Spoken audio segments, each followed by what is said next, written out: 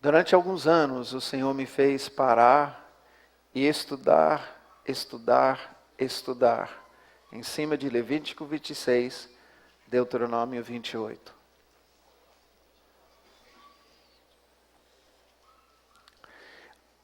Muitas vezes, quando nós achamos ou pensamos no ministério profético, nós pensamos em alguém que vai para uma igreja, olha para ti, lê tua ficha,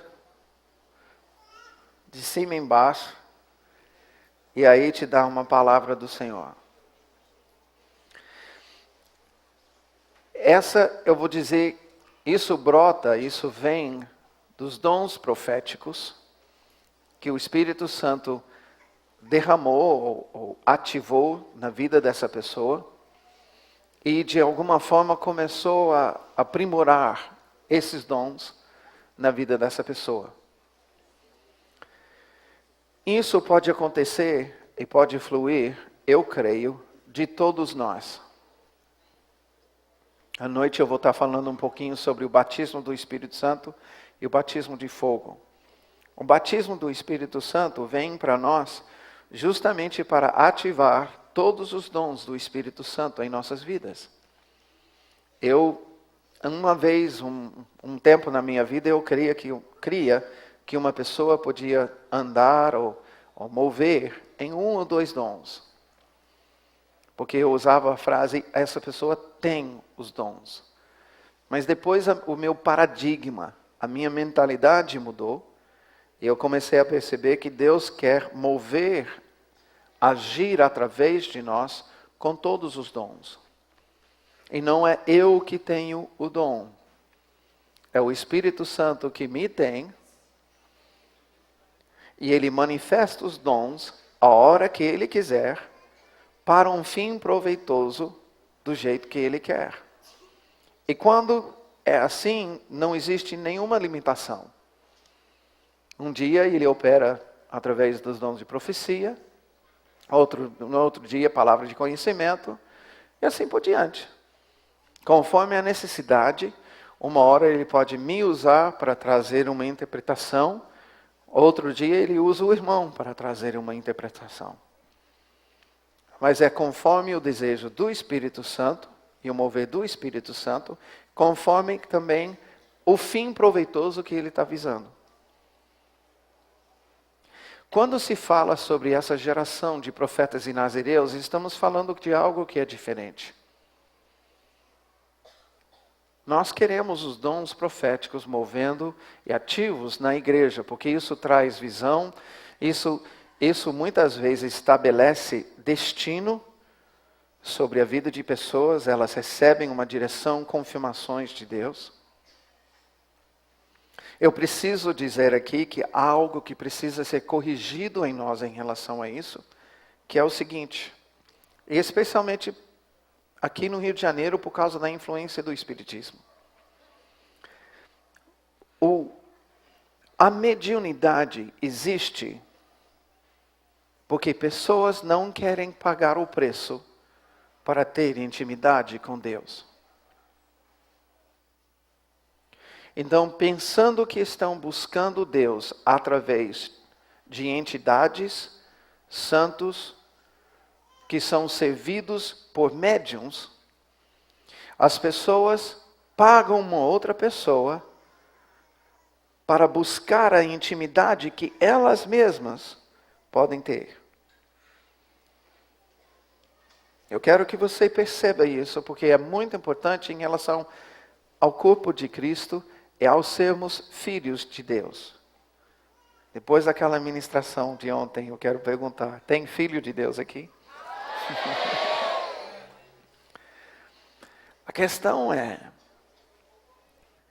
a mediunidade pode existir porque as pessoas não querem pagar o preço para ter intimidade com Deus.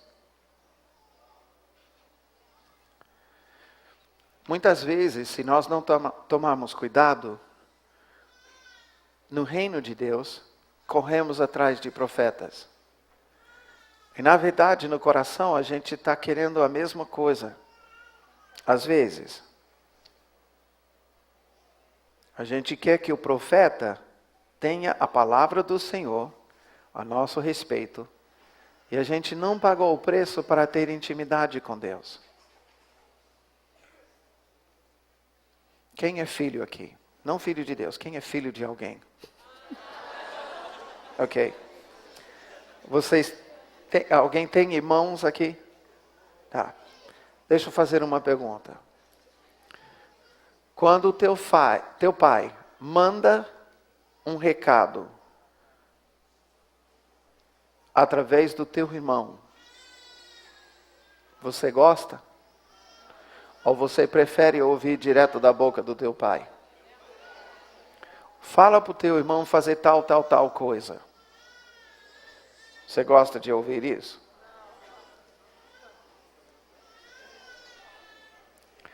No natural, nossa preferência é ouvir direto da boca do nosso pai. No espiritual, o pai deseja falar direto aos nossos corações. A palavra profética dos dons proféticos na igreja tem a intenção da parte de Deus de trazer uma confirmação daquilo que Ele já falou conosco. É por isso que quando alguém vem para mim, vem até mim, ela fala assim, eu queria que o Senhor orasse por mim. A minha primeira pergunta é, para quê? Não, é que eu estou buscando uma resposta de Deus. Ah, você está querendo um pai de santo evangélico.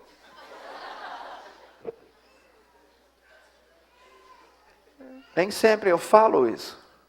Às vezes eu ponho a mão na cabeça e eu falo, Pai, dá ouvidos para te ouvir, olhos para te ver, e um coração inclinado para obedecer. Revela a tua vontade, em nome de Jesus. Amém. A pessoa sai decepcionada assim, ó. Bicuda. Mas eu não vou pagar o preço da tua intimidade. Eu não vou ser um médium. Entendeu? E eu creio que o corpo de Cristo está precisando crescer, amadurecer, nesse sentido. E não ficar correndo atrás de profeta. No sentido, eu quero consultar fulano, porque fulano sempre tem uma palavra. Se você vai tratar comigo assim, cuidado com a cajadada. Porque nós precisamos ser filhos. O filho senta no colo do pai, olha nos olhos e diz, papai, eu preciso saber disso e disso. E Deus não é limitado do jeito que Ele quer falar conosco. E aí, no meio disso, quando Deus põe a palavra na boca de um profeta, e o profeta chega até você para dizer, eu creio que o Senhor está te dizendo, ou assim diz o Senhor, pá. Você sabe que você pagou o preço da sua intimidade com papai, e papai está te enviando um recado. A pessoa não sabe de nada, é totalmente objetivo, e você recebe aquela palavra com todo o intento que a palavra tem da parte de Deus para contigo. Mas quando se trata de um ofício profético, como a companhia de João Batista, uma geração de nazireus e profetas que Deus está levantando, algo diferente está acontecendo. E eu queria colocar o que nós chamamos esse paradigma, essa mentalidade da parte da palavra, para a gente compreender essa função profética. E isso acaba refletindo ou sendo projetado sobre a função da igreja no mundo. Na verdade, a igreja no mundo tem um fio profético. Hoje, esse fio está cego. Totalmente cego. Totalmente não está cortando.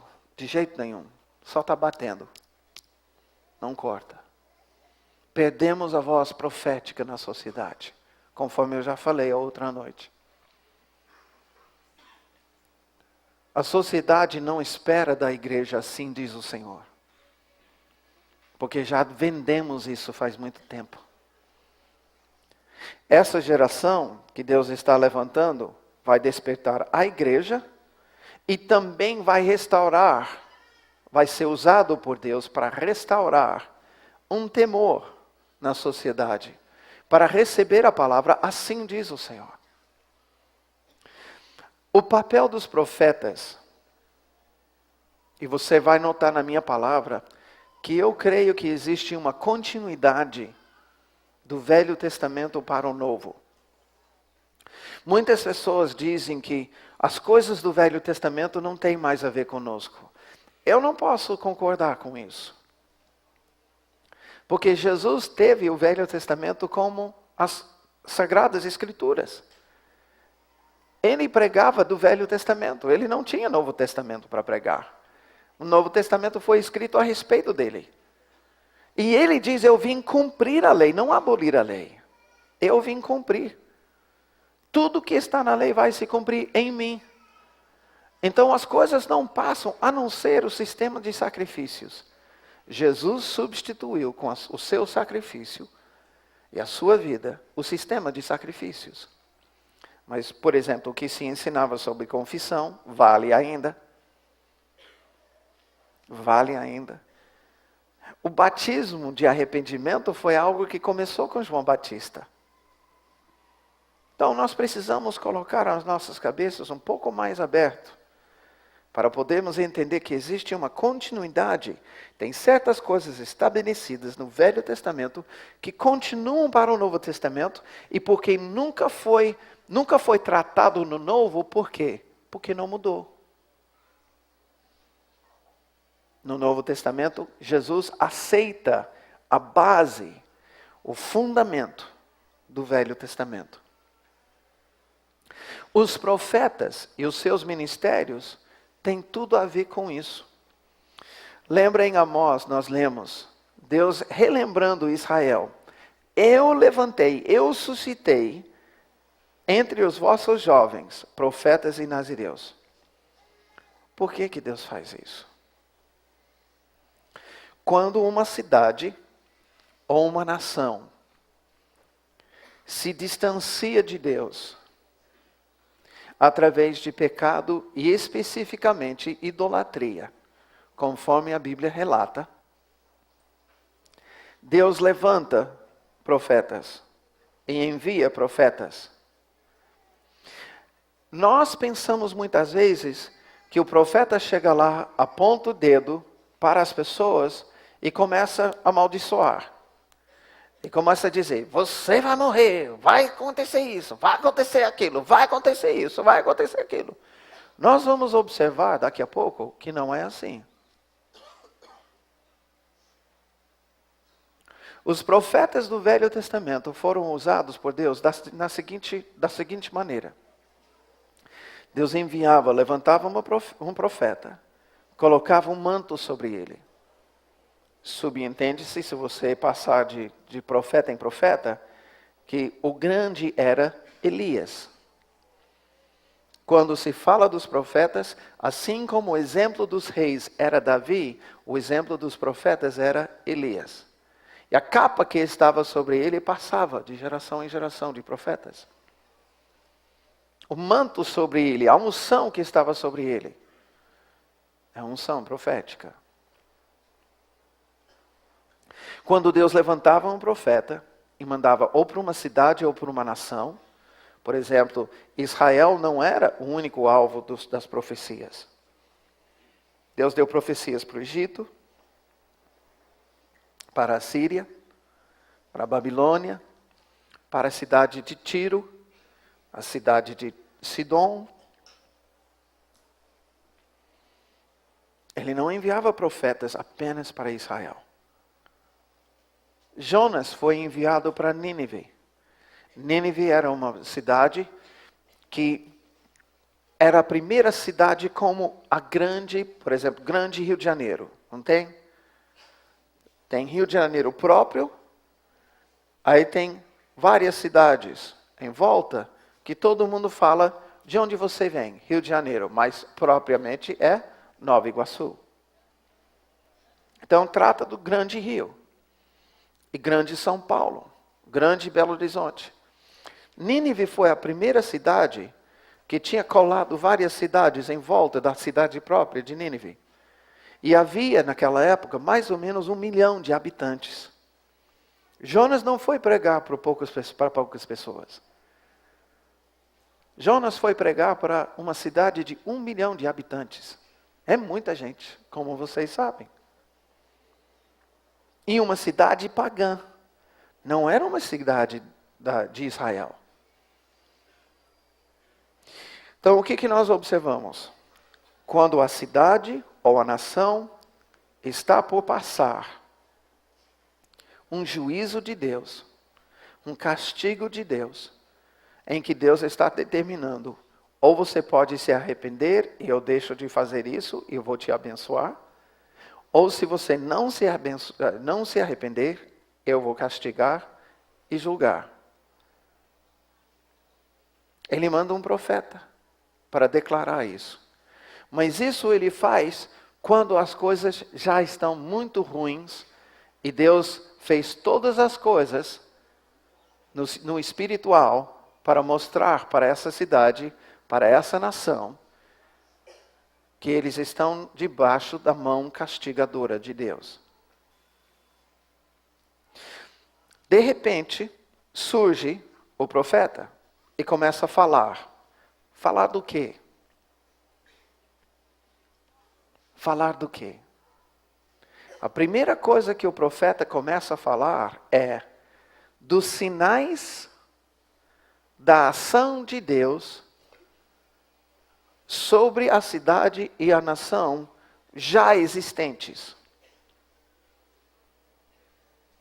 As evidências de que Deus tem tratado com aquela cidade ou aquela nação como se fosse um filho que precisava ser disciplinado e castigado para que se arrependesse e voltasse a obedecer. Alguém aqui já foi disciplinado assim na sua casa? Seus pais pegaram você numa hora que não dava mais para deixar você se afastar, desobedecer, se distanciar dos seus pais. E teve uma hora que eles falaram, não, você precisa ser punido, você precisa ser castigado, disciplinado. Alguém já passou por isso? Só? Os outros também? Ok. É exatamente isso que Deus faz com cidades e nações. E na hora, assim como os nossos pais, chega uma hora que não dá mais para passar a misericórdia. Tem que passar a disciplina. Quem é papai aqui? Tá? Ok? Não chega uma hora, inicialmente quando os nossos filhos desobedecem, pensamos, eu vou ter misericórdia. Eu vou agir com misericórdia. Sabe o que é misericórdia? Sabe a definição de misericórdia? É não levar o castigo merecido. Não executar o castigo merecido. Isso é misericórdia. Não executar o castigo merecido. Então, filhos, como filhos, merecemos castigo por causa da nossa desobediência. Quando os nossos pais não executam o castigo merecido, eles dão misericórdia. E Deus faz assim em nossas vidas. Mas chega uma hora com os nossos pais que percebemos a misericórdia não está servindo mais o seu propósito. Porque a ideia é que a misericórdia vai gerar um arrependimento. É ou não é? Vocês estão comigo ou já boiaram? A ideia do Pai é que a misericórdia, em estender a misericórdia, o filho vai dizer assim: puxa, mas meu pai me ama mesmo.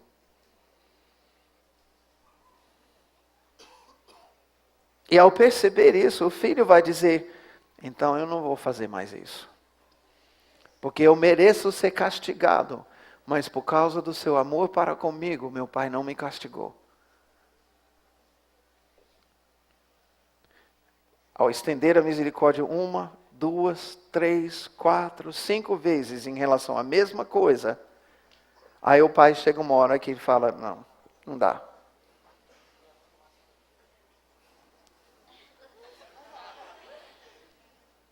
Tira a cinta aí.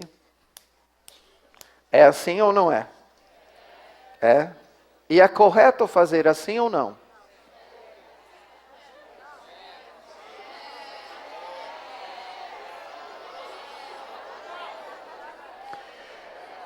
Eu gostaria de trazer então para você uma palavra. Deixa marcado o Levítico 26. E vamos para o Novo Testamento. O Novo Testamento em Hebreus 12.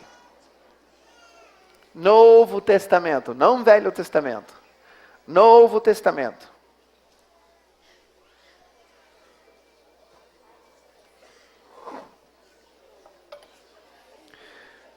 Hebreus 12, versículo 4. Ora, na vossa luta contra o pecado, ainda não tendes resistido até ao sangue. E estáis esquecidos da exortação que, como a filhos, discorre convosco. Filho meu, não menosprezes a correção que vem do Senhor, nem desmaies quando por ele és reprovado, porque o Senhor corrige a quem ama e faz o quê? Faz o quê? A quem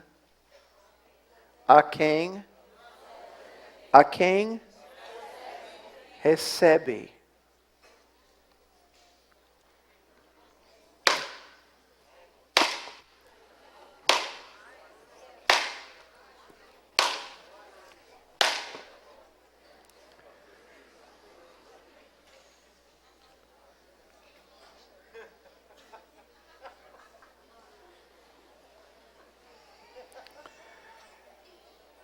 Isso é ou não é açoitar?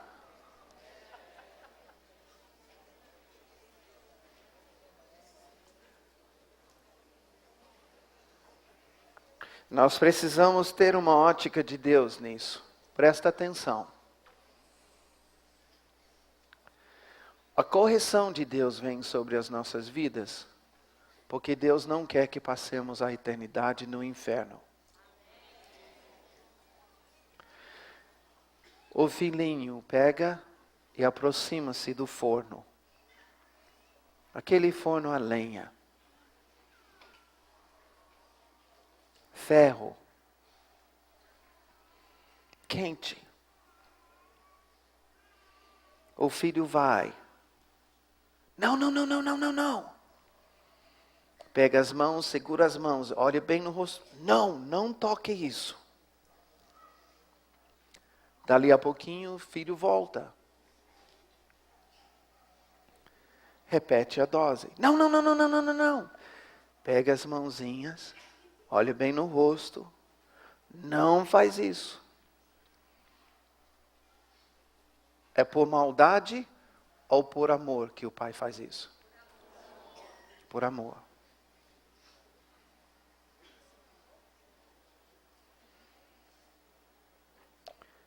Logo, o filho volta. pegar as mãozinhas não está dando mais. O pai, tendo uma varinha ali perto, o filho estende a mão e o pai logo dá na mão. Por quê? Eu pergunto, qual é pior? Levar uma varada na mão ou queimar a mão no forno?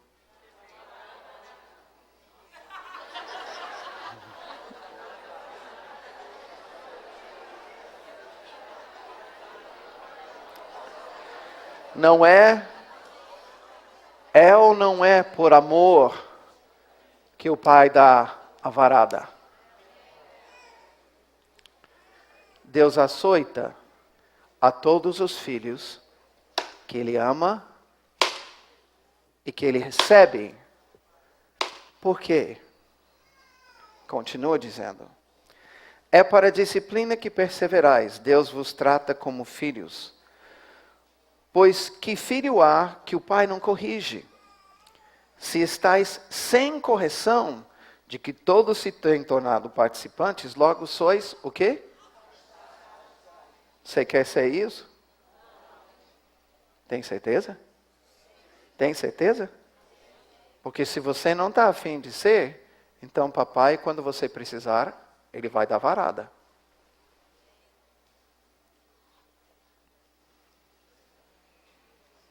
É Novo Testamento, não é Velho Testamento, não.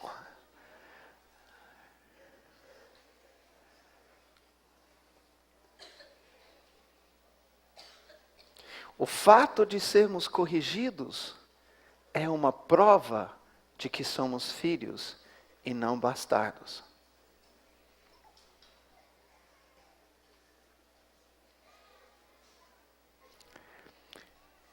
Se eu perguntasse aqui, quantas pessoas nasceram fora do casamento ou foram concebidas fora do casamento, nós iríamos surpreender com o número de pessoas. Paira sobre a nossa nação um espírito de bastardo.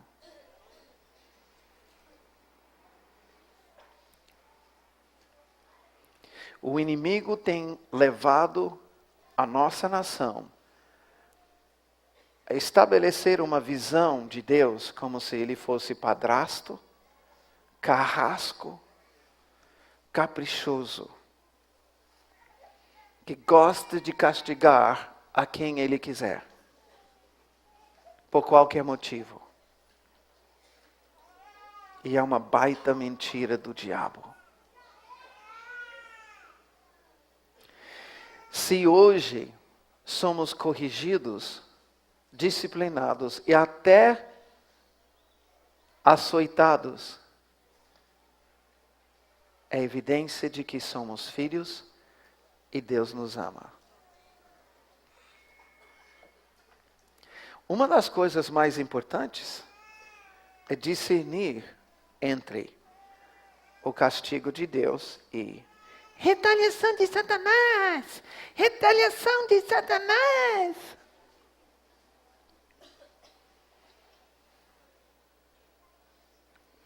Eu tenho visto muitas pessoas reclamarem e atribuírem o castigo de Deus como se fosse retaliação de Satanás.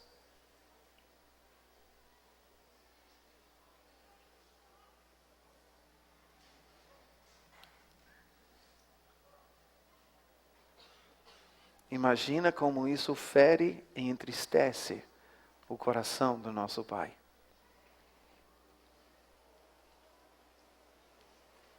Igualando a sua disciplina em amor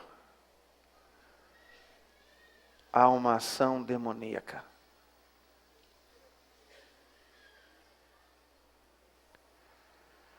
Eu sei que aqui tem duas coisas acontecendo. Tem um monte de gente fazendo assim. E tem outros por dentro estremecendo.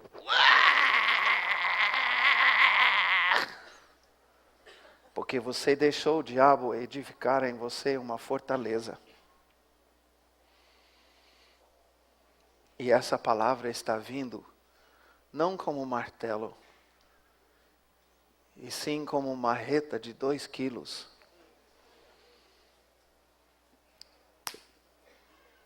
Nessa fortaleza. E tem gente repensando. Então, quando isso me aconteceu, não era Satanás? Era Deus? É de repensar.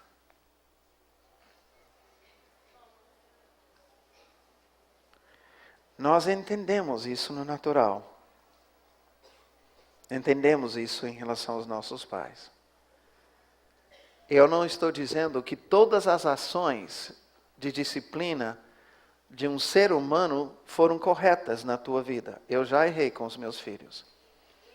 E eu sou crente. Tem pais que abusam, tem pais que castigam com ira. Isso está errado sim. Mas Deus não é humano e Deus não é como os pais aqui da terra. Ele é justo, Ele é perfeito, Ele é santo. A sua disciplina para nós vem com um propósito: gerar arrependimento para que possamos viver debaixo da bênção dEle. Só.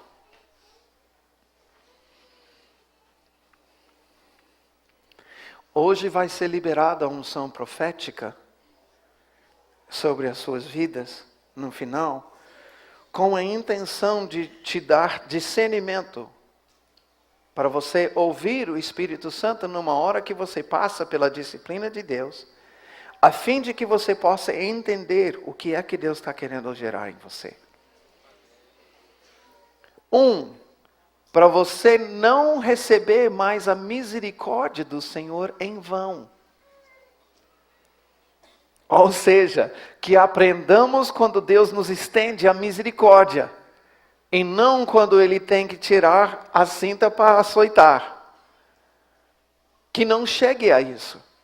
Porque Deus sempre estende primeiro a misericórdia. Da mesma forma que os nossos pais.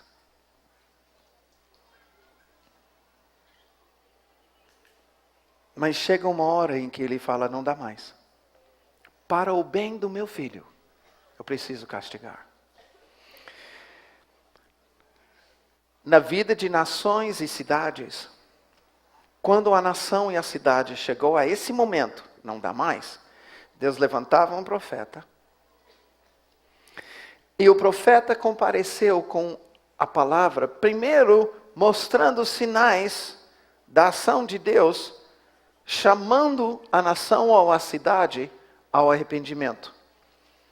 Ou seja, o profeta não chega com a primeira palavra, ou como a primeira ação de Deus. Deus não chama primeiro os profetas. Já quando a coisa está bem andada, e a cidade e a nação devia ter ouvido Deus, e já não ouve, aí ele levanta profetas.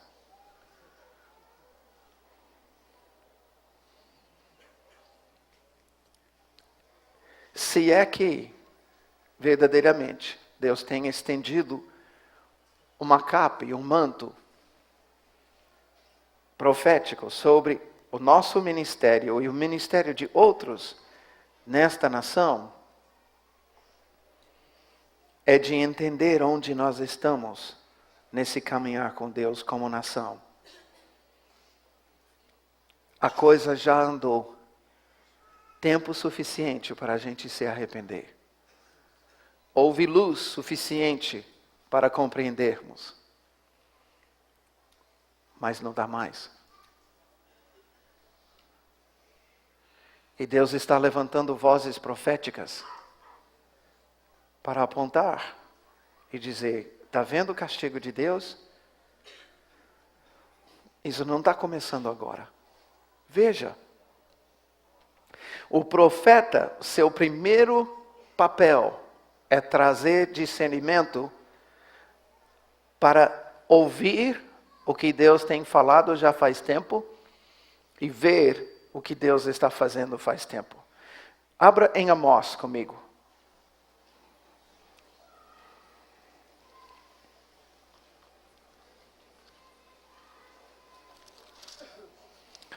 Capítulo 4.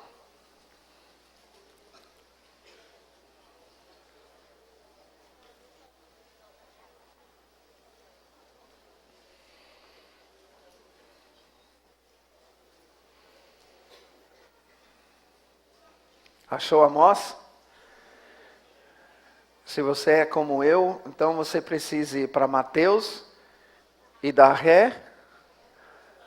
Ou você vai para Daniel e põe na marcha lenta. Até chegar lá. Você cai em Amós. Capítulo 4. Versículo 4. Deus está falando aqui com ironia. Ele diz, vinde a Betel e transgredi. Eu sei que é ironia porque imagina Deus pedir ao seu povo transgredir. Não vai fazer isso, né? Então ele está falando ironicamente. Vinde a Betel e transgredi a Gilgal e multiplicai as transgressões. Cada manhã trazei os vossos sacrifícios e de 3 em 3 dias os vossos dízimos. Ofereceis sacrifício de louvores do que é levedado, e apregoai ofertas voluntárias e publicai-as. Ai das listas de dízimos e ofertas nas portas. Porque disso gostais, ó filhos de Israel, disse o Senhor. Também, aí Deus começa a falar. Vos deixei de dentes limpos em todas as vossas cidades, e com falta de pão em todos os vossos lugares. Quem é que fez isso? Quando ele fala aqui de dentes limpos, ele não está dizendo que ele escovou os dentes de todo mundo. Ele está dizendo que os dentes estão limpos porque não sujou com comida. Não tinha comida. Havia uma falta de pão e comida. E quem é que fez isso? Quem? Quem? Eu estou ouvindo poucas pessoas admitirem que é Deus. Vai contra a fortaleza que está em você, né?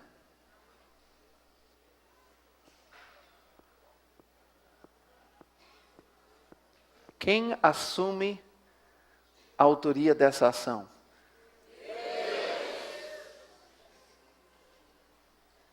Agora nós vamos ver por que ele fez. Contudo, não vos convertestes a mim, disse o Senhor. Deus está dizendo, eu gerei a fome. Contudo, não vos convertestes a mim. Por que Deus gerou a fome?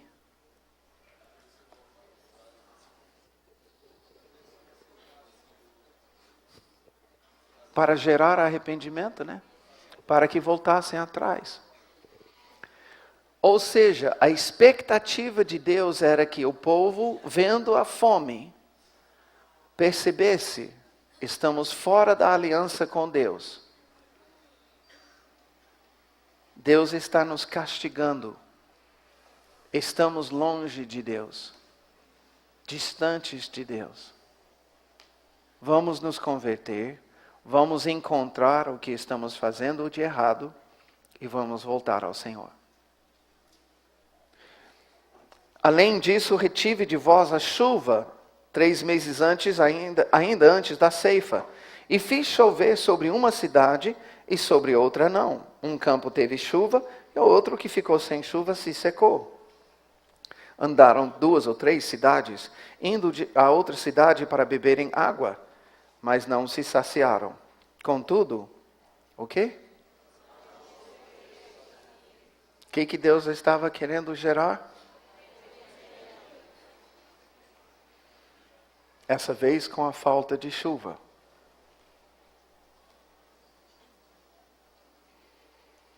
Feri-vos com crestamento, com ferrugem a multidão das vossas hortas e das vossas vinhas, figueiras, oliveiras. O gafanhoto a devorou. Contudo, o quê?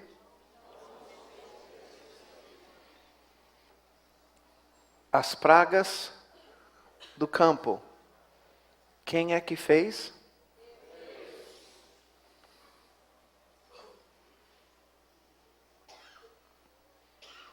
A fim de gerar o quê?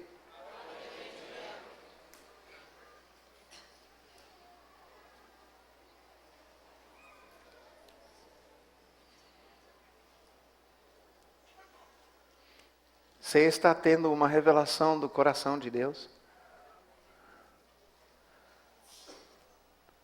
Eu suponho nesse momento que algumas pessoas não estejam gostando do que estão ouvindo. E tudo bem. Eu não me preocupo em você gostar ou não gostar. Nós precisamos entender a verdade. Doa quem doer. É revelação de Deus. E nós vamos ver daqui a pouco como essa revelação de Deus revela a grande misericórdia do Senhor. Ele continua dizendo, versículo 10, enviei a peste contra vós outros à maneira do Egito. Os vossos jovens, matei-os à espada.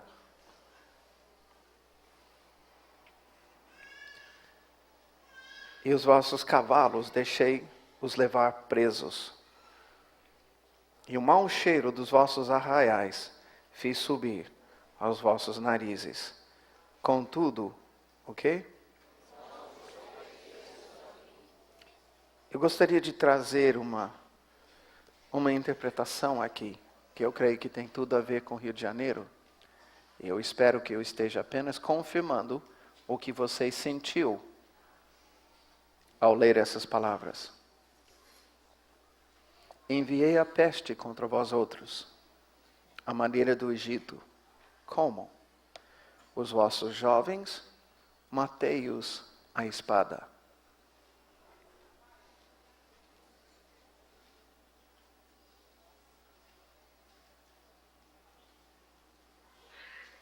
Quantos jovens e crianças morrem diariamente no Rio de Janeiro?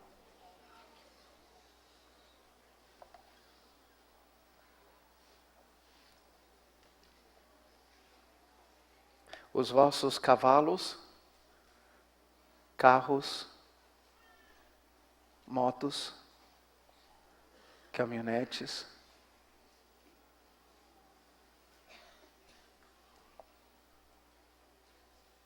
deixei-os levar presos.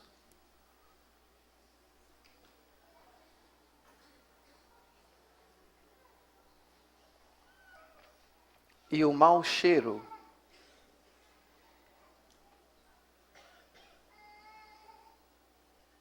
é interessante, a gente vai para muitas cidades.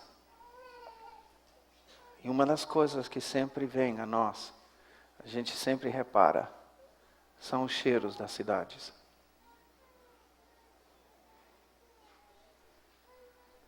O mau cheiro dos vossos arraiais fiz subir aos vossos narizes. Contudo, não vos convertestes a mim. Subverti alguns dentre vós, como Deus subverteu a Sodoma e Gomorra. E vós fostes como um tição arrebatado da fogueira. Contudo, não vos convertestes a mim. Amós foi levantado em Israel como profeta. Ele começou apontando evidências do castigo de Deus que estavam a toda volta. Que quando Deus castigou, as pessoas não receberam, não discerniram, ficaram de coração obstinado, permaneceram cegos, surdos, orgulhosos, irredutíveis. Por isso Deus levantou um profeta e disse, aqui ó, essa geração que Deus está levantando tem essa função.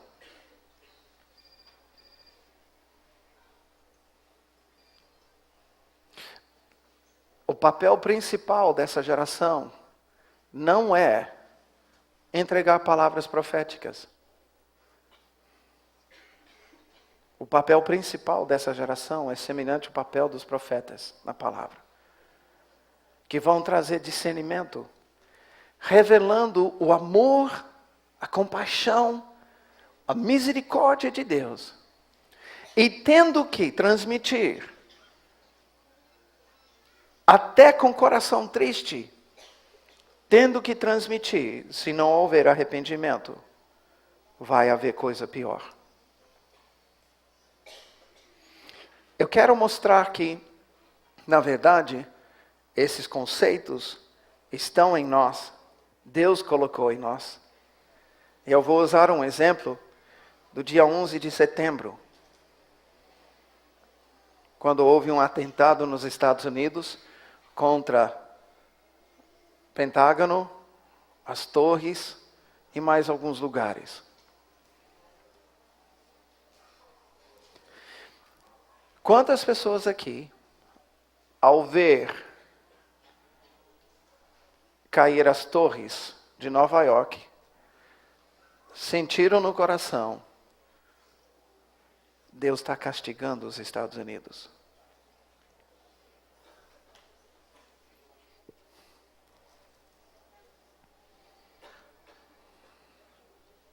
Também. Se você quiser ver até um texto em relação a isso, Deuteronômio 28.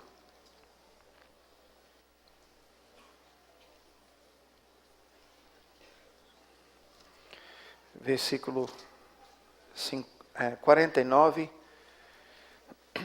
e 50.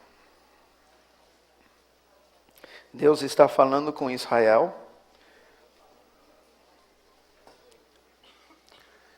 E Israel, conforme Jeremias 2, versículo 3, é a primeira nação a fazer uma consagração a Deus.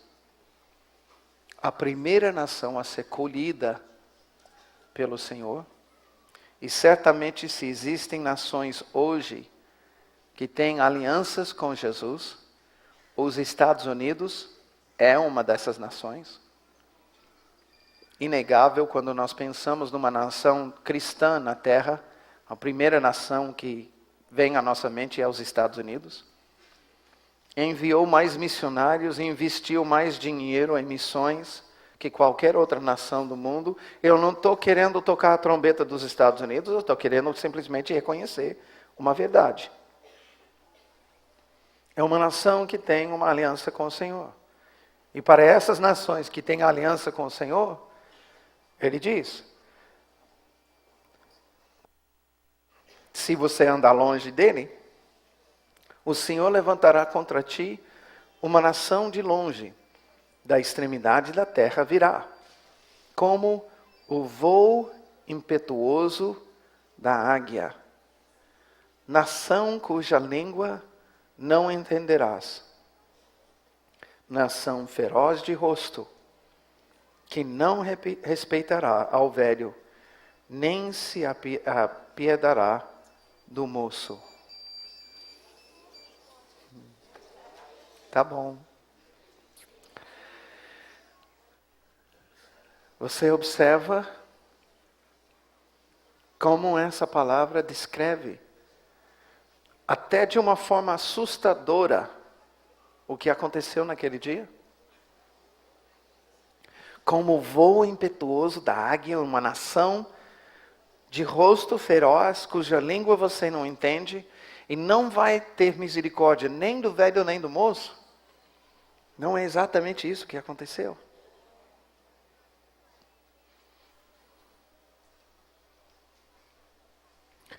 Eu creio pessoalmente que dia 11 de setembro iniciou uma nova etapa,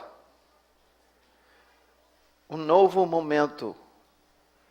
Possivelmente era um sinal de um dos toques das trombetas dos anjos em Apocalipse. Eu não sei qual. Mas eu creio que nessa época tocou uma trombeta nas regiões celestiais.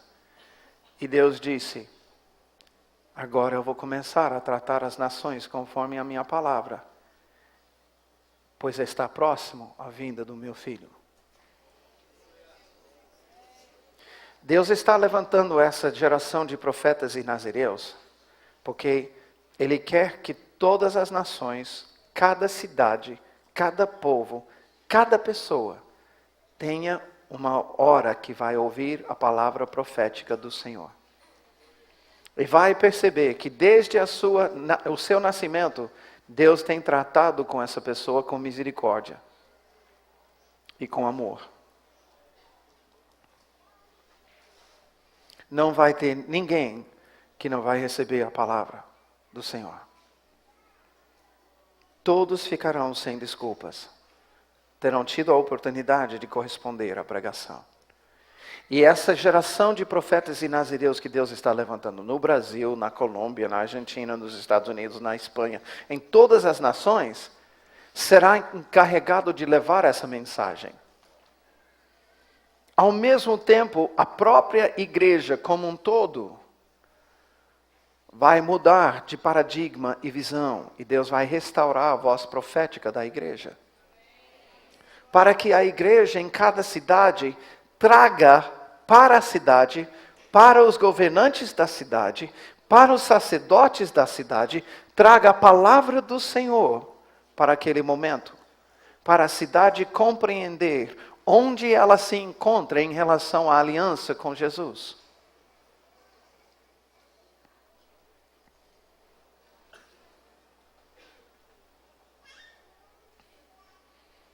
Os Estados Unidos, no dia 11 de setembro, sofreu uma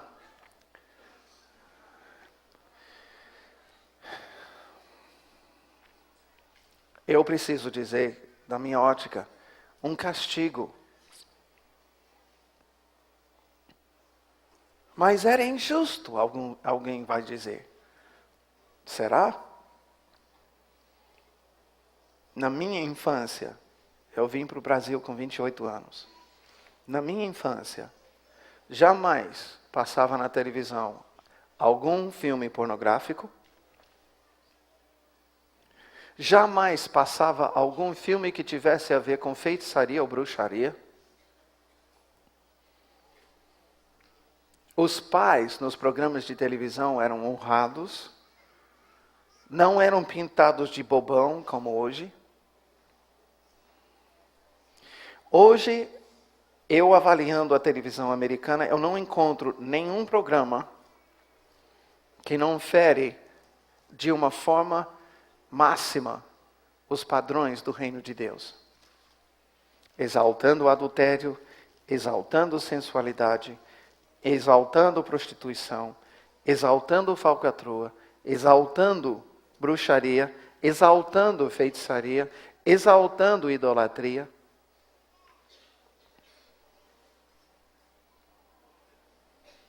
Nos últimos 40 anos, os Estados Unidos têm se tornado maior exportador, produtor e exportador de pornografia.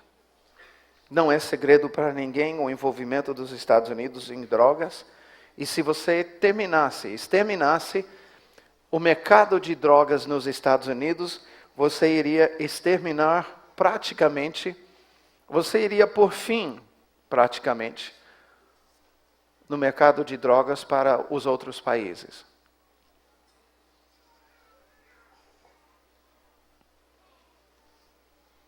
Essas coisas não aconteciam 40 anos atrás.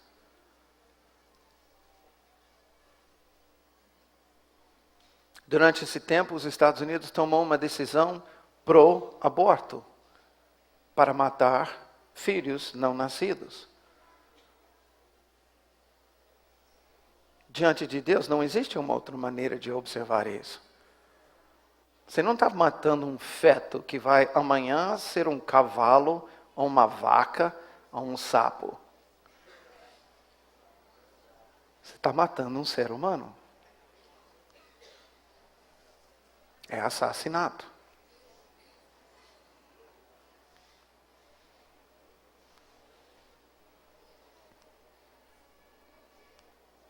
Durante esse tempo, os Estados Unidos tomou decisões para fazer leis proibindo toda e qualquer expressão cristã nas escolas públicas. É proibido orar o Pai Nosso nas escolas públicas. Pode fazer orações hindus, budistas, da nova era. Pode até o professor ensinar sobre isso, mas qualquer coisa sobre Jesus Cristo, não. E da ótica de Deus, diz para mim que os Estados Unidos não se afastou.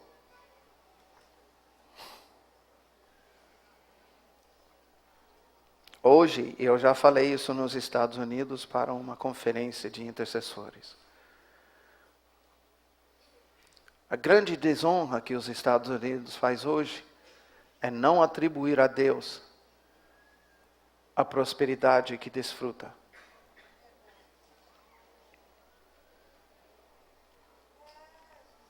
Os Estados Unidos se caminham hoje como se fosse próspero pelas suas próprias mãos. Quando, na verdade, os Estados Unidos é uma das maiores provas de que a palavra de Deus é verdadeira. 200 e poucos anos atrás, essa nação fez uma aliança com Jesus. E em pouco tempo, essa nação ficou próspera e foi projetada por Deus para ser um grande poder no mundo. Mas hoje, ela não atribui isso ao Senhor.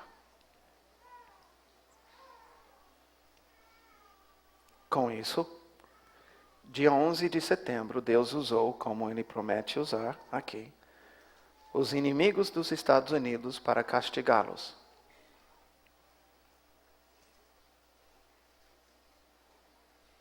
E Ele fez conforme Ele avisou. Isso revela a grande misericórdia de Deus. Está escrito aqui, nessa palavra para nós, as coisas que Deus vai fazer se nós nos afastarmos dEle. Ele declara o que Ele vai fazer. Ele avisa de antemão. É por isso que ao ver essas coisas, esses castigos, Ele espera que nós correspondamos em arrependimento. Porque Ele avisa de antemão, está escrito. Alguém tem uma Bíblia na sua casa? 2, 3, 4, 5, 6, 7. Ok. Eu estou falando de Bíblias em casa, não necessariamente suas.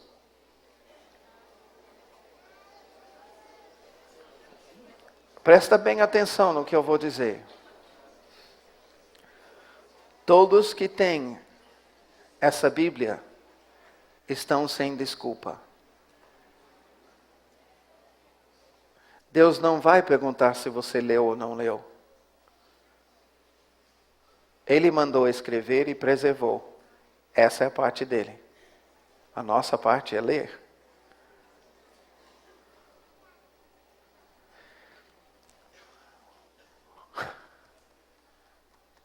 A maior testemunha contra nós no tribunal de Deus está aqui.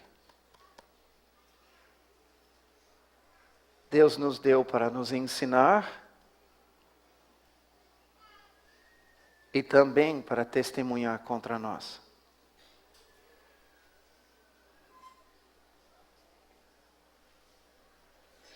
É sério, né?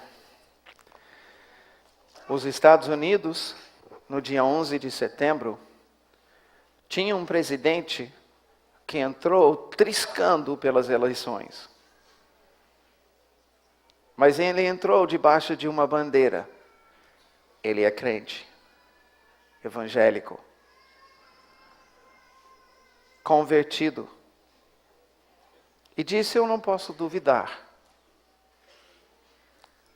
mas eu posso fazer umas observações. Veja Levítico 26, eu falei que a gente ia voltar para lá, e vamos voltar.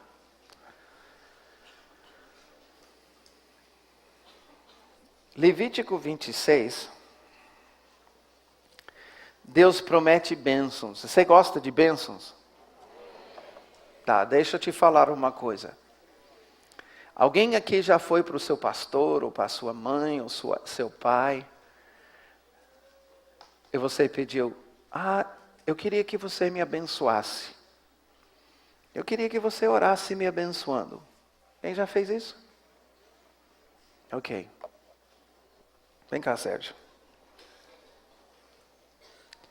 Uma das coisas que nós não percebemos, ao impor as minhas mãos e dizer: eu te abençoo em nome de Jesus,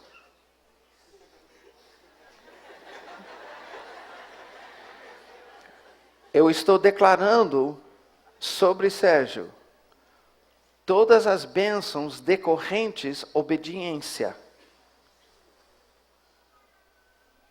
E todas as disciplinas provindas da desobediência.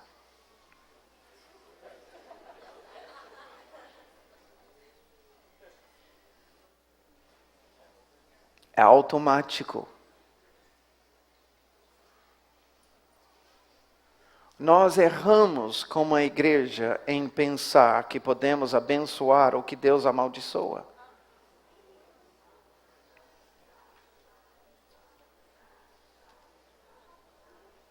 Eu queria que o Senhor abençoasse as minhas finanças. Eu estou tendo problemas nas minhas finanças. Deus revela os pecados sendo cometidos na área financeira. Você retém o dízimo, retém a oferta, você roubou dos outros, você não paga as suas contas, você pega o dinheiro de pão e você gasta em camiseta, em CD, em livros, em Coca-Cola. Vai rindo, mas tem um monte de gente crente sem vergonha que passa cheque frio como se fosse uma coisa normal. E ai de você.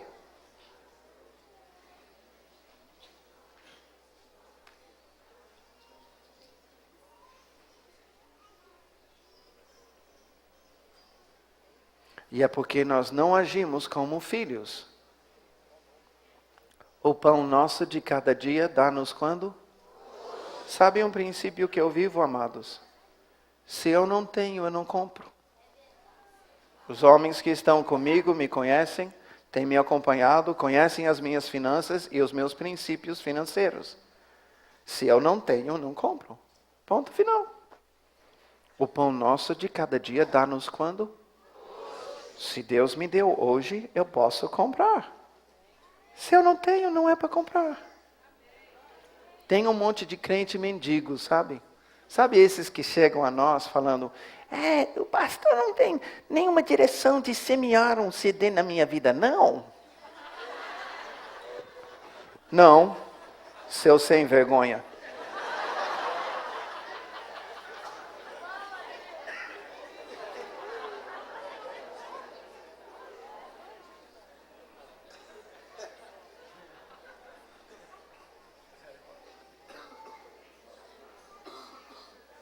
Eu queria ganhar um dos seus CDs. Pede a Deus.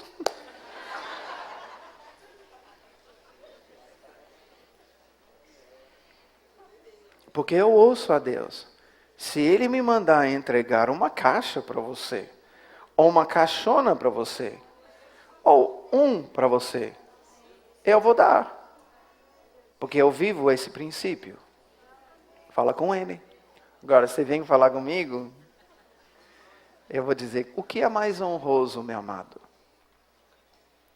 Você mendigar um CD de mim, Ou você pedir ao pai e ele te entrega R$ 15 com que você chega e você fala, quero comprar um CD.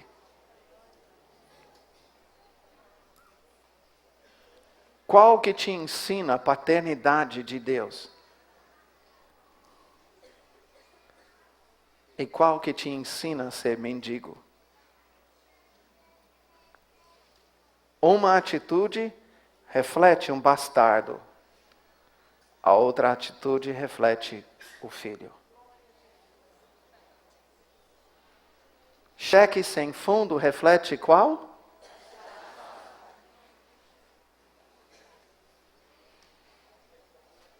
Ih, pesou.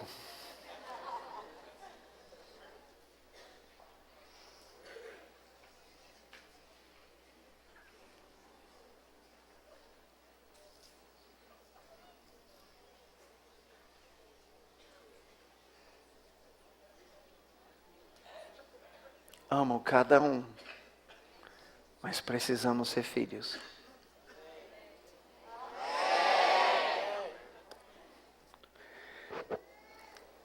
11 de setembro, os Estados Unidos tinham um presidente crente,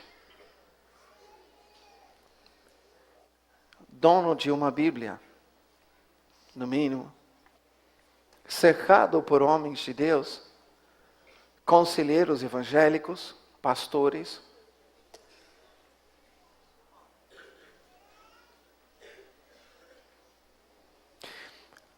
Alguém sabe qual foi a declaração dele no dia 12 de setembro?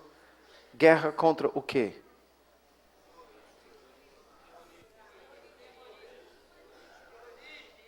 Terrorismo?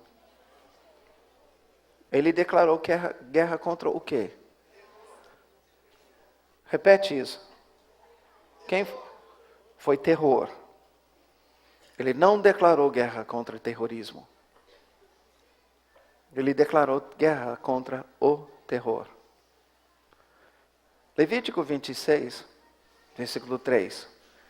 Se andares nos meus estatutos e guardardes os meus mandamentos e os cumprirdes, então eu vos darei as vossas chuvas a seu tempo. Nós que vivemos na cidade não sabemos talvez a importância disso, mas quem mexe com a lavoura sabe. Uma chuva fora do seu tempo pode estragar uma safra inteira. Uma chuva cedo, uma chuva atrasada. Eu estou falando uma questão de dias. Pode aumentar ou reduzir a produção. Deus diz que Ele controla as chuvas. E se é revelação, quantos creem que a Bíblia é revelação? Se a Bíblia é revelação, isso significa que Deus está ensinando novamente para Israel algo que Israel deixou de entender. Israel não estava entendendo que Deus estava no controle das chuvas. Sabe por quê? Porque Israel servia aos deuses do Egito. Israel pensava que outros deuses controlavam o tempo, a chuva. E lá no Egito, Israel dava sacrifícios a esses outros. E há evidência, talvez você não saiba, Baal controlava a lavoura e a produção da terra. Na mentalidade dos egípcios, quando Israel saiu do deserto, ou estava no deserto, saiu do Egito, e ali fez o bezerrinho de ouro para adorar a Baal, eles estavam pensando, estamos aqui no deserto e precisamos do quê? Que vem como? Chuva. Qual era a maior idolatria na vida de Israel? Jezabel trouxe a idolatria a quem? A quem? A Baal. Deus está declarando para a nação de Israel, que tinha deixado de entender que quem controla a chuva, o tempo, é o Senhor. Deus diz, eu que controlo, e se você me obedecer, eu vou dar chuva a seu tempo. Ele continua dizendo, e a terra dará sua messe, e a árvore do campo o seu fruto. A debulha se estenderá até a vindima até a sementeira. Comereis o vosso pão a fartar, e habitareis seguros na vossa terra. Quem dá segurança? Oh, Rio de Janeiro. Quem é que dá segurança? A polícia não dá segurança. A polícia nem pode dar segurança.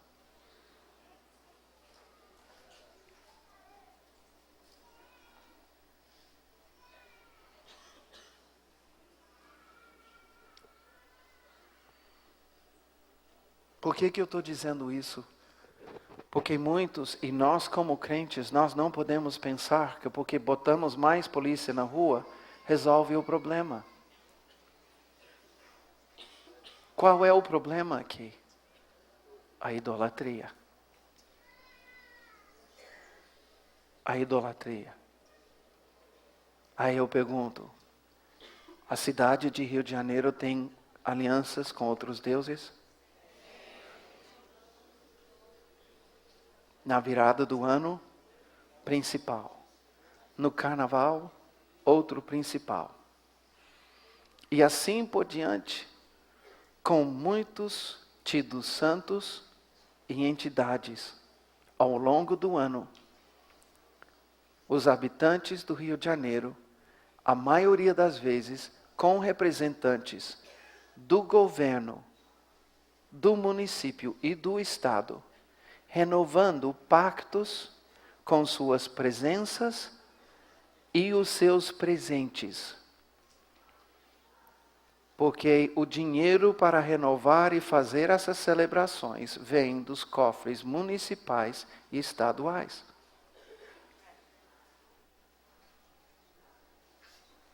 Sim ou não?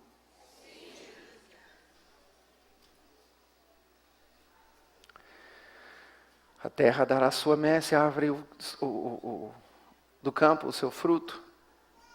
5. Habitareis seguros na vossa terra. Estabelecerei paz na terra. Deitar-vos-eis e não haverá quem vos espante.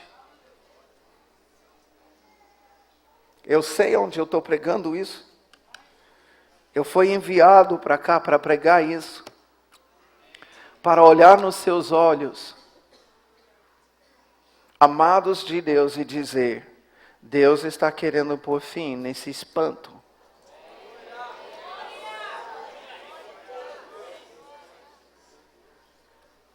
Deitar-vos-eis e não haverá quem vos espante. Farei cessar os animais nocivos da terra, e pela vossa terra não passará espada. Hoje em dia, diria, não passará bala perdida, granada, lança-míssil.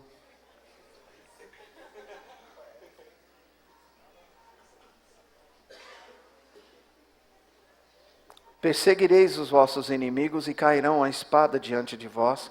5 de vós perseguirão a 100, 100 de vós, dentre vós perseguirão a 10.000, e os vossos inimigos cairão a espada diante de vós. Para vós outros olharei e farei fecundos, e vos multiplicarei. Quem controla a produção do ventre da mulher e dos animais? Exatamente.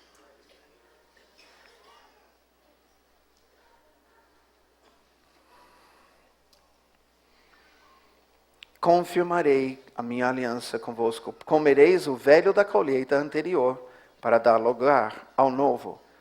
Tirareis fora o velho. Porei o meu tabernáculo no meio de vós, a minha alma não vos aborrecerá. Andarei entre vós e serei o vosso Deus, e vós sereis o meu povo. Eu sou o Senhor vosso Deus, que vos tirei da terra do Egito, para que não fosseis seus escravos. Quebrei os timões do vosso jugo, e vos fiz andar eretos. Deus fez isso com Israel? Sim ou não? Sim. Fez. Abençoou conforme essa aliança. É por isso que eu digo para ti que isso não passou. Isso não caducou em relação à nova aliança. Porque podemos ver a evidência de Deus cumprir essa aliança com Israel até hoje. Mas Deus continua dizendo: mas se não me ouvirdes e não cumprirdes todos esses mandamentos, se rejeitardes os meus estatutos e a vossa alma se aborrecer dos meus juízos, a ponto de não cumprir todos esses meus mandamentos e violardes a minha aliança, então eu vos farei isto.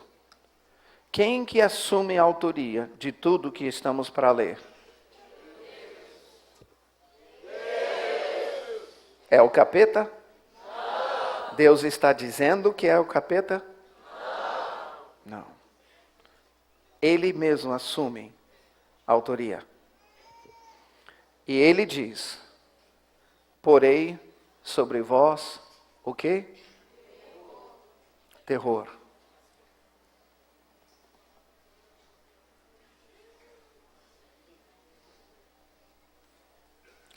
Porei sobre vós o terror.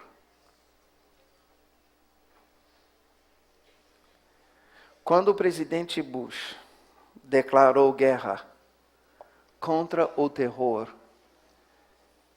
eu fiquei com medo. Porque ele não declarou guerra contra o terrorismo.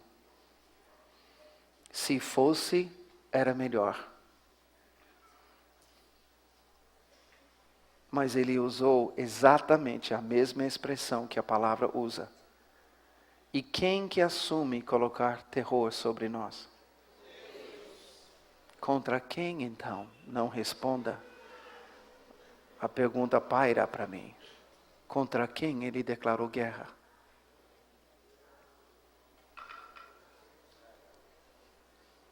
Porque desde então, o Senhor tem frustrado os esforços dos Estados Unidos para acabar com o terror. E não tem parado. Bombas, bombas e mais bombas. Atentados, atentados e mais atentados. E os dois grandes inimigos, Deus não entregou nas mãos. E dia após dia, os Estados Unidos está sendo envergonhado.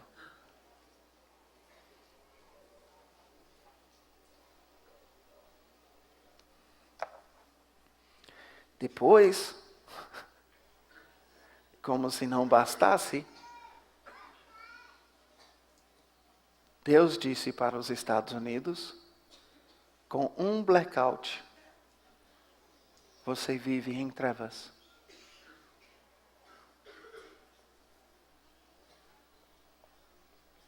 Ou você também não atribuiu aquele blackout a Deus? Foi algo apenas natural?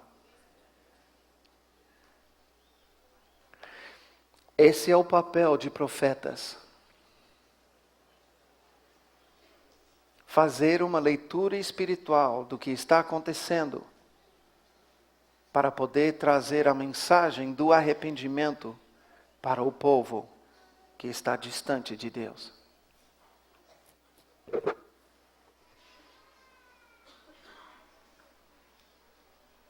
Esse é o papel principal dessa geração que Deus está levantando.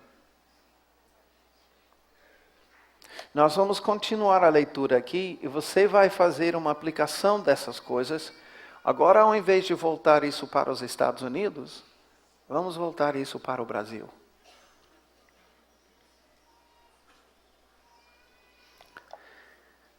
Porei sobre vós terror.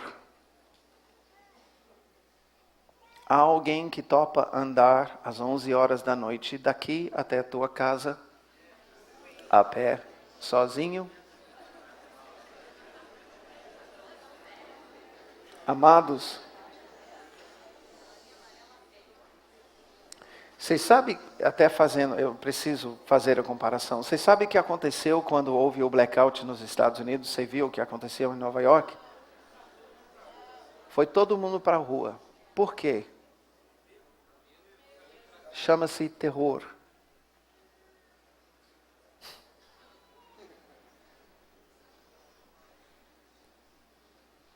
Todo mundo pensou, o prédio onde eu estou vai cair.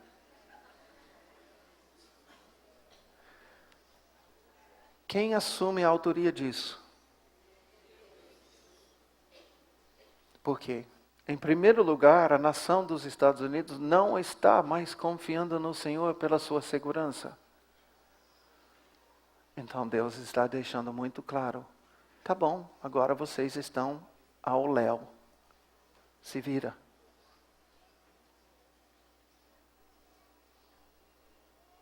Eu estou apontando para os Estados Unidos porque nós temos uma evidência clara hoje de uma nação com quem Deus está lidando, que já é considerada uma nação cristã.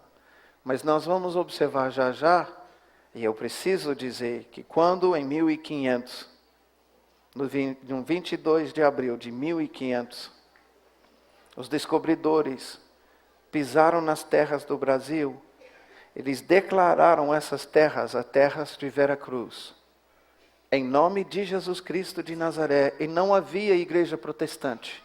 Eles eram representantes da igreja cristã, a única que existia naquela época. Pelo bem e pelo mal, com influências ruins ou boas, o Brasil também é visto por Deus como nação cristã. Desviada, mas cristã. Uma das grandes evidências é a estátua Cristo Redentor. A nação conhece a história de Jesus. E está sem desculpas.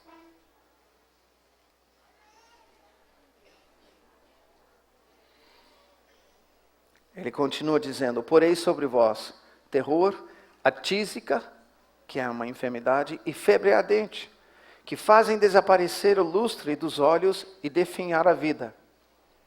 Você nota como cada vez mais o sistema de saúde está falido? E por quê? Porque mais e mais e mais e mais e mais pessoas estão se enfermando.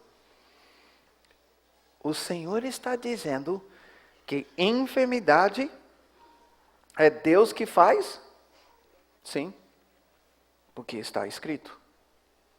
Eu vos farei isto.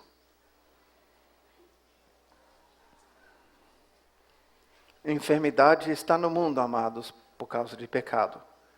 Ou meu, ou dos meus pais, ou dos moradores da terra antes de mim, mas está aqui no mundo por causa de pecado. E o primeiro lugar que eu vou procurar é em mim, porque eu não sou absolutamente 100% desde a minha infância santo.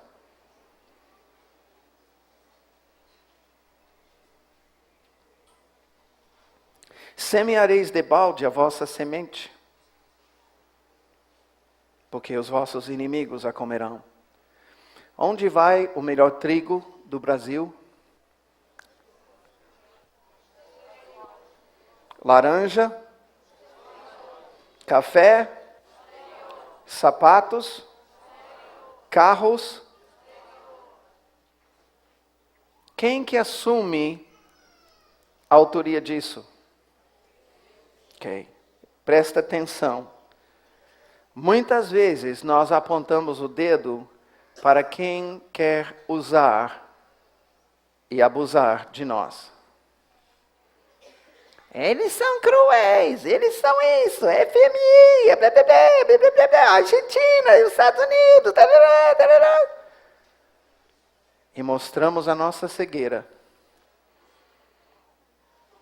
Quem faz isso acontecer é quem? Deus. Por causa do quê? Ele continua dizendo: voltar-me-ei contra vós outros, e sereis feridos diante de vossos inimigos. Na vitrine internacional, pelos manchetes internacionais, qual é a fama que a gente leva diante das nações?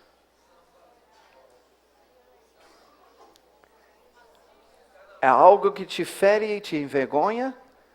Ou é algo de que você se orgulha? A maioria das notícias, eu fico envergonhado. Eu me sinto ferido.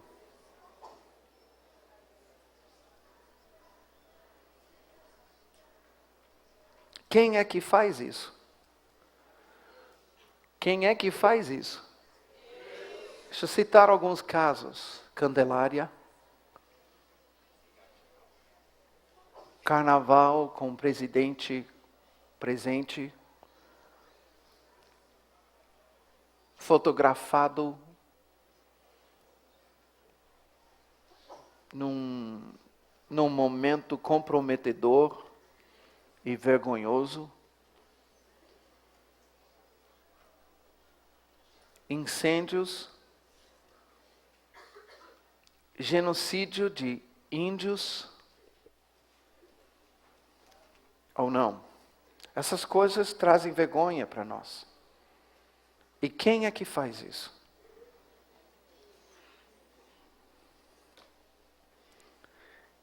Veja bem o próximo. Os que vos aborrecerem, assenhorear-se-ão de vós, se tornarão os seus senhores.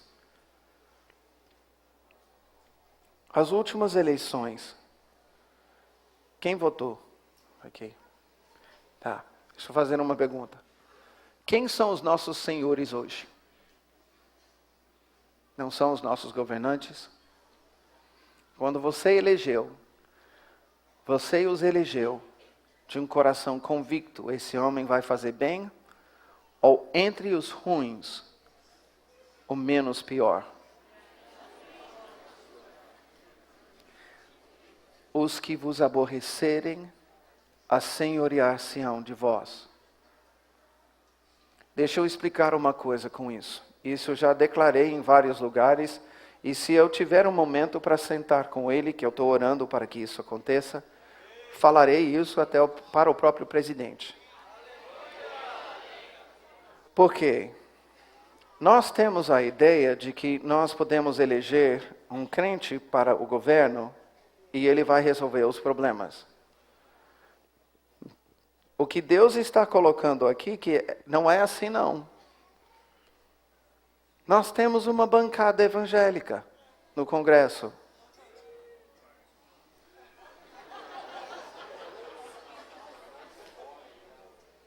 Daí, Deus não está procurando homens que querem fazer um lobby evangélico. Nisso nós temos perdido voz profética. Mas há alguns que estão lá por razões proféticas. Eu conheci alguns recentemente. Foi muito bom. Eles querem mudar as coisas para que o Brasil não idolatre mais. E eles sabem que eles estão na política para isso. Deus está dizendo que para o povo que tem um coração quebrantado, não importa quem estiver como presidente, ele vai usar esse homem para abençoar o povo. Mas para o povo que não tem um coração quebrantado, não importa quem estiver como presidente, ele vai usar esse homem para castigar.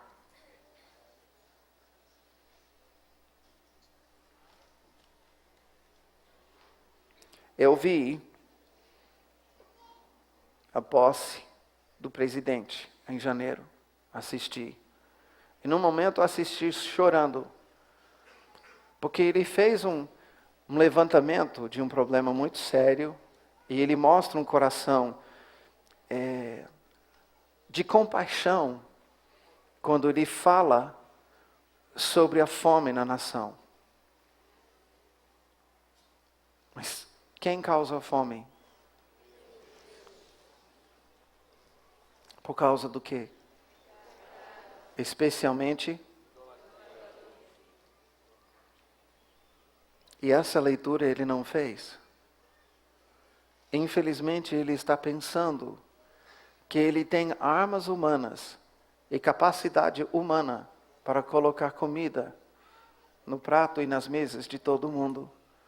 Ele quer se esforçar para isso. O presidente anterior queria fazer uma mudança radical no sistema de ensino.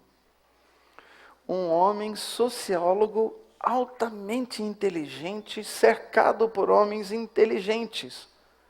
E pergunto, ele teve 8 anos para fazer isso. Conseguiu? Por quê? Não porque ele não quis.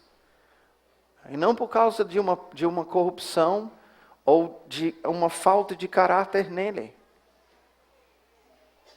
É porque no Brasil, por causa das alianças que a nação tem com outros deuses, é estabelecido um governo espiritual sobre a nação que pertence e é direcionado pelo príncipe das trevas.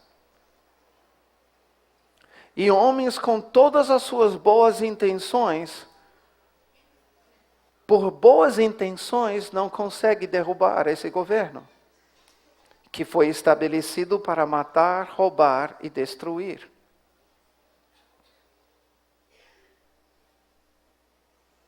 Não vai acontecer.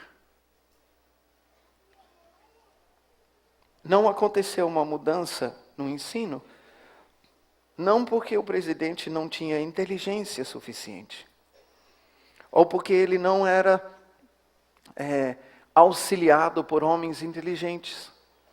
Ele tinha tudo isso. E tinha bons planos e ideias. É porque existe um governo das trevas que é contra abençoar o povo brasileiro. Por quê?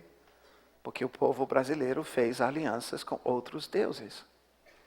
E eu quero te instigar hoje, porque sabe de uma coisa? Quem paga imposto aqui? Levanta todo mundo suas mãos. Todo mundo. Levanta suas mãos. Vai! Porque em coisas que você compra no mercado, você paga imposto. Eu não disse imposto de renda. Estou certo ou estou errado? Estou certo, né?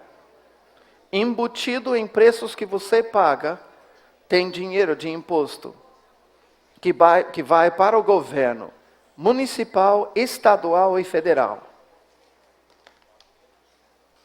Eles pegaram o teu dinheiro e fizeram festas para o diabo e em teu nome renovaram os pactos com outros deuses.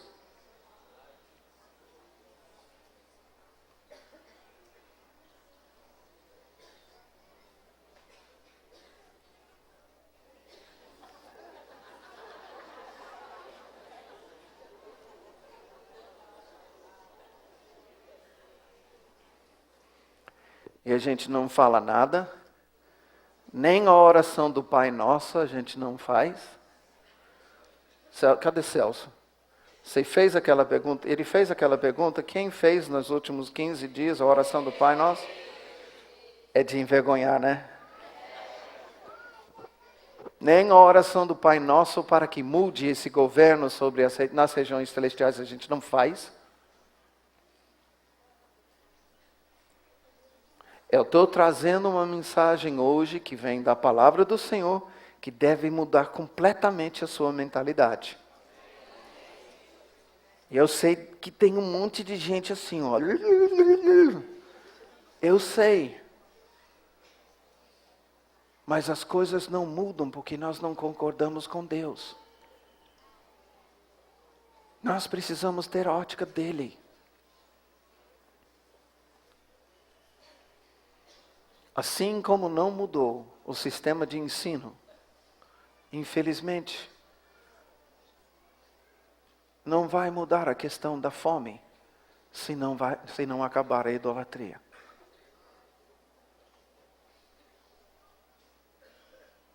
Há um governo estabelecido sobre a nação brasileira das trevas. Jesus chama isso império das trevas. É regido por alguém que Jesus disse que é conhecido como o príncipe das trevas. Ele é o governante. E esse governo foi levantado para roubar, matar e destruir. O que é que vai mudar?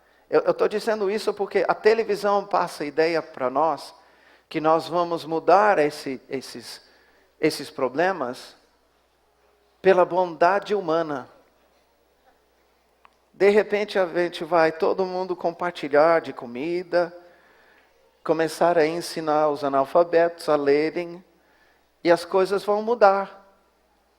E eu pergunto, acontece? Não. Porque há um governo espiritual estabelecido que é das trevas. Estabelecido para matar, roubar e destruir. Para que haja arrependimento, Deus revela de antemão o que Ele vai fazer. Eu que pergunto para vocês. Deus fez alguma coisa do versículo 16 e 17 para mostrar que Ele já está castigando a nação brasileira, sim ou não?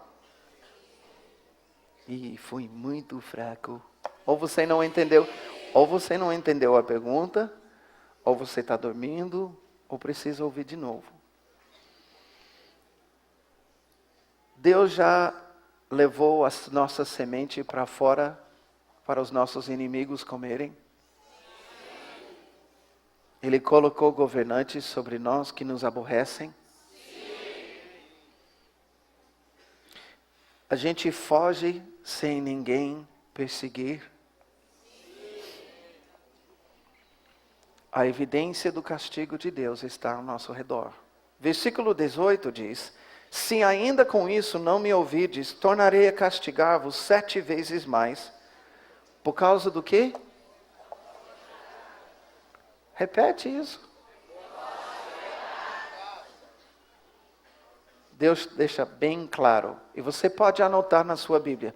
Eu coloquei na margem na minha Bíblia aqui o número 7.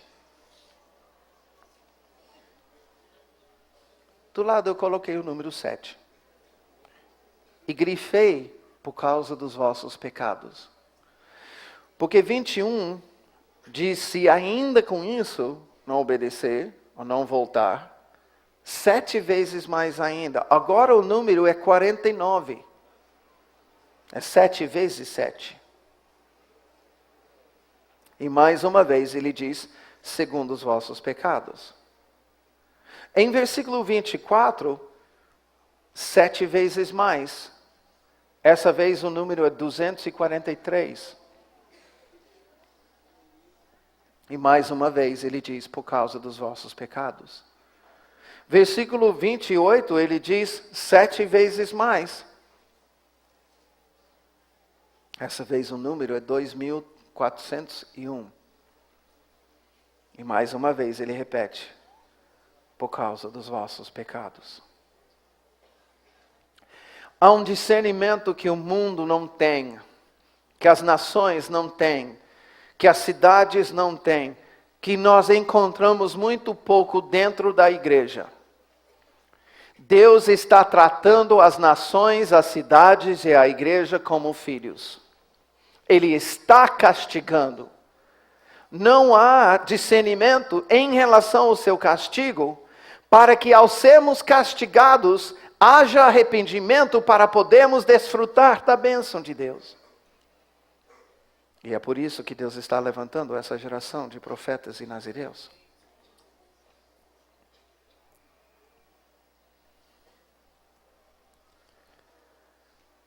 Amados, se o que eu estou colocando aqui é verdadeiro, e eu tenho plena convicção que é,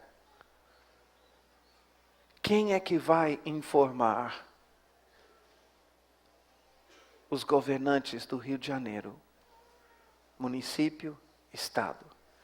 Quem vai informar os deputados, o presidente, dizendo: Senhor presidente, todos os seus esforços para colocar comida nas mesas dos pobres e dos famintos é muito bonito, mas é apenas uma unhada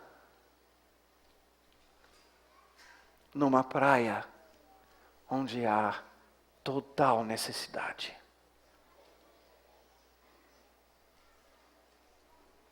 O Senhor não gostaria de ver mudar todo o quadro? O quadro existe por causa da idolatria. Deus é contra.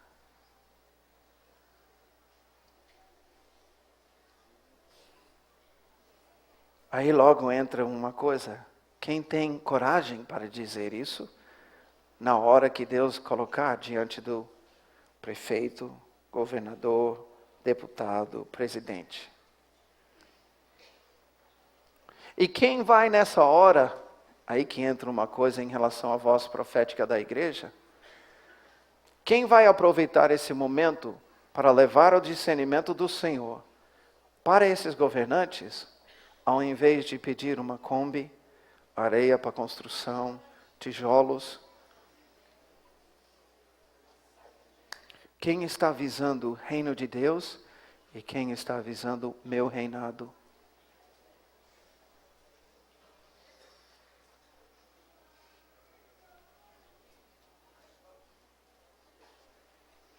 Nessas horas, eu espero que esteja entrando dentro de nós uma tristeza muito profunda, para ver como nós estamos distantes daquilo que Deus está querendo. Como nós, como igreja, quem é a igreja aqui? Nós, como igreja, estamos longes,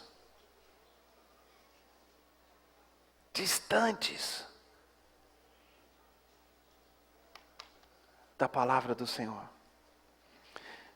Por exemplo, o Senhor diz que Ele fará os céus como ferro e a terra como bronze. De balde se gastará as vossas forças, a vossa terra não dará sua messe, as árvores da terra não darão o seu fruto, em versículo 20. Versículo 21, Ele vai mandar pragas, dengue, cólera. 22, porque enviarei para o meio de vós as feras do campo, os quais vos desfilharão, acabarão com o vosso gado. Existe um fenômeno que cumpre essa palavra.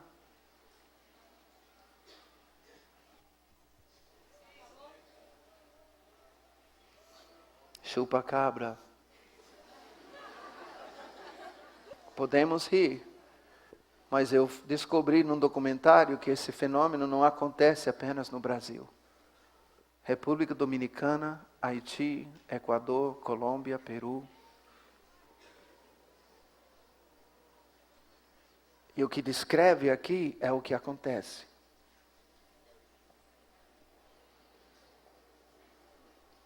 Vossos caminhos se tornarão desertos. No início do ano passado, Brasil hospedou,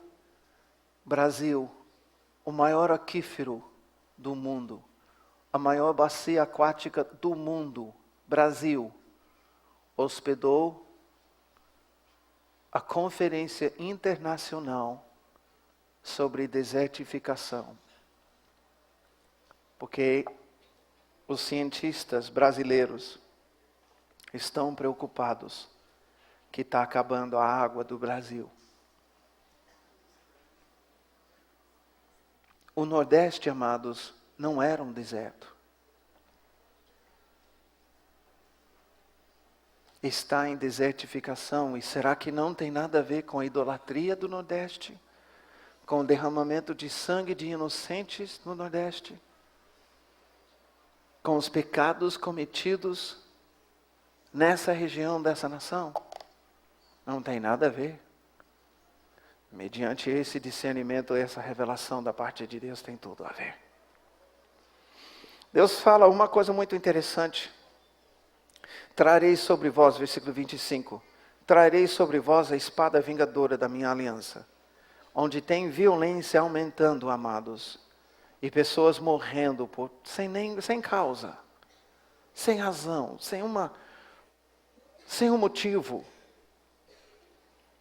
Eu entendo que é a espada vingadora do Senhor. Por que eu entendo assim? Porque os reis em Israel, quando eles chegaram a entender dessa forma, eles conduziram a nação de Israel ao arrependimento e levaram a nação a se arrependerem das alianças com outros deuses. Ao fazerem isso, Deus derramou as suas bênçãos novamente sobre a nação de Israel. Quando alguns reis reconheceram que havia uma espada vingadora de Deus sobre a nação, porque pessoas estavam morrendo quando pessoas não deviam morrer. Se há uma cidade nessa nação que precisa reconhecer, a violência existe por causa da idolatria.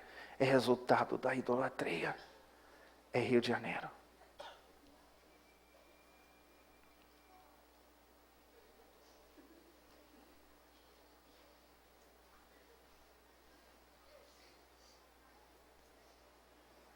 E a minha pergunta é: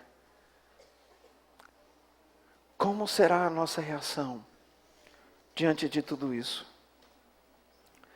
Versículo 40, Deus coloca para Israel o que ele espera mediante a evidência do seu castigo. Mas se confessarem a sua iniquidade e a iniquidade de seus pais, na infidelidade que cometeram contra mim, como também confessarem que andaram contrariamente para comigo, pelo que também fui contrário a eles, e os fiz entrar na terra dos seus inimigos. Se o seu coração incircunciso se humilhar, e, veja bem essa frase, e tomarem eles por bem o castigo da sua iniquidade. Ou seja, Deus castigou por bem, não por mal. Deus castigou por bem, não por mal. Deus não quer fazer com Rio de Janeiro o que ele teve que fazer com Sodoma e Gomorra.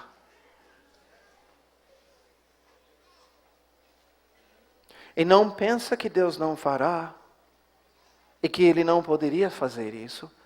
Há muitas cidades ao longo da história humana aqui na Terra que sumiram do mapa, assim, num instante. Debaixo de terremotos, debaixo de maremotos, furacões.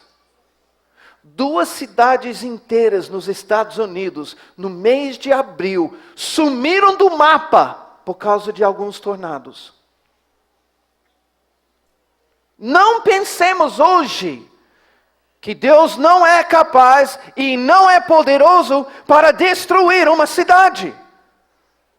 Há cidades brasileiras no litoral do Nordeste que literalmente foram cobertas com areia.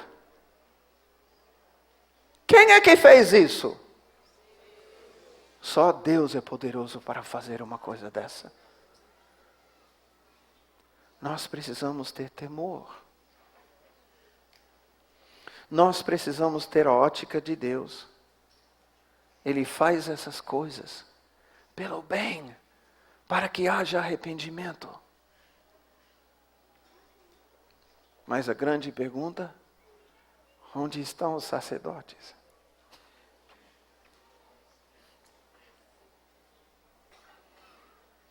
Porque a palavra que nós começamos vendo nessa conferência é: se o meu povo, que se chama pelo meu nome. Isso tem que começar aqui entre nós. Se nós não compreendermos, Deus se afastou e Deus não intervém por causa da falta de quebrantamento que há entre nós, como é que fica?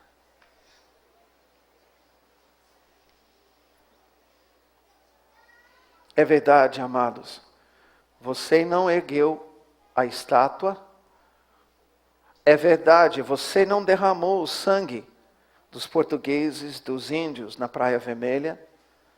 É verdade, você não matou as crianças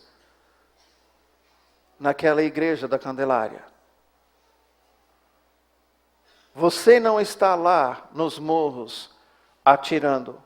É verdade. Mas você é sacerdote do Senhor nessa cidade para intervir, para representar esse povo diante do Senhor. Você não fez, mas cabe a você ser alguém, um sacerdote entre essa cidade e o Senhor. Pelos pecados que afastaram o Senhor. Ele não está olhando para outros. Ele está olhando para nós. Eu creio que aqui há pessoas dessa companhia de João Batista. Essa palavra veio confirmar algo no seu coração que queima. Porque você sabe que somente uma mudança sobrenatural vai resolver os problemas dessa cidade e dessa nação. Soluções humanas, tentativas humanas, esforços humanos não vão mudar. Se nós queremos uma mudança, precisamos ver uma mudança no governo sobre essa nação. Com isso, eu não apenas encorajo, eu convoco, em nome de Jesus, os sacerdotes do Senhor, a começarem a levar a sério o seu sacerdócio, orando o Pai Nosso, orando a oração que Jesus ensinou. Porque se você não orar, você revela que você não está nem aí, você não crê. Por outro lado, de você começar a enxergar a sua cidade e o que está acontecendo com a sua cidade com outros olhos. E você perceber que você tem que agir como sacerdote. Eu sei que Deus nos leva, Deus nos conduz, cada um de nós, para lugares nessa cidade que, se nós exercermos o nosso sacerdócio, as coisas vão mudar. Não pelos nossos esforços, e sim por uma intervenção sobrenatural. Mas se ficarmos calados, não vai acontecer. Se esperarmos nas soluções políticas, sociológicas, dos nossos governantes, amados, não vai mudar. Isso não muda uma nação. Não mudou nação nenhuma até hoje. O que muda nações são as alianças feitas ou com Jesus ou não. Nós temos que visar essa mudança. E os profetas que Deus está levantando sempre terão essa palavra nas suas bocas. Não vão pedir esmolas. Não vão mendigar algo para o ministério. Não aceitam que outro seja adorado, senão o Senhor Jesus. E vai perturbar os Acabes da vida. Sim. Porque Acabe não vai querer ouvir, mas haverá, sim, alguns Ezequias. Ezequias ouviu a palavra do profeta Isaías e conduziu a nação inteira ao arrependimento. Essa geração vai encontrar pela sua frente homens como Ezequias. Homens que, ao receber o discernimento e a revelação do Senhor da sua palavra, eles vão dizer: a espada vingadora é contra nós. Deus está contra nós, porque nós e os nossos pais prevaricaram. Eles pecaram. Eu creio que é uma hora de confissão. Eu creio que é uma hora de quebrantamento. Eu creio que é uma hora de deixar o Espírito Santo vir sobre nós, para chorarmos a miséria espiritual da igreja e da cidade diante de Deus, porque estamos tão longe.